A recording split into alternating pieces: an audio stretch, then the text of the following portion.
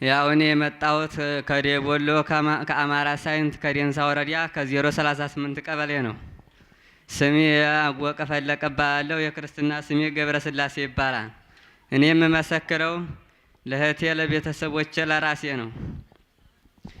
ከብዙ በጥቂቱ የተደረገልኝን በቅዱስ ገብርኤል ተራዳኢነት፣ በእመቤታችን አማላጅነት፣ በአባ ዮሐንስ ተስፋ ማርያም በአባታችን እንባና ጸሎት የተደረገልኝን እንዲህ ስል መሰክራለሁ።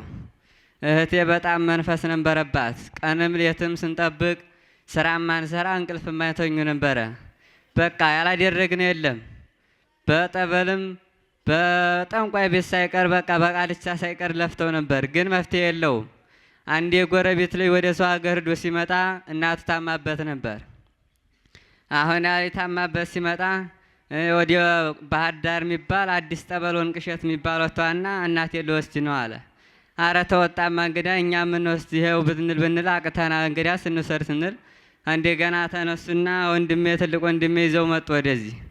ወደዚህ በመጡ ጊዜ ጠበሉን ሲጠመቁ 20 ቀን ባልሞላት በ18 ቀናት ዲና ተፈጉሳ ተገኝልኛለች። ለእኔ ደረሰ፣ ለእናንተ የሚደርስላችሁ።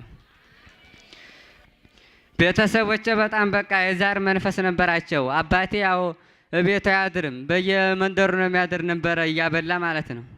አሁን እዚህ እህቴ በመጠመቋ እሱም ከዛር መንፈስ ለቆት ቡና በቀን 5 ጊዜ እንደማያፈሉ ዛሬ ሁሉንም ትተው በቅዱስ ገብርኤል ተራዳኢነት በአባታችን እንባና ጸሎት ሁሉን ነገር ተውልኝ አምላካቸውን እየለመኑ ይገኙልኛል። ለእኔ የደረሰ ለእናንተ የሚደርስላችሁ።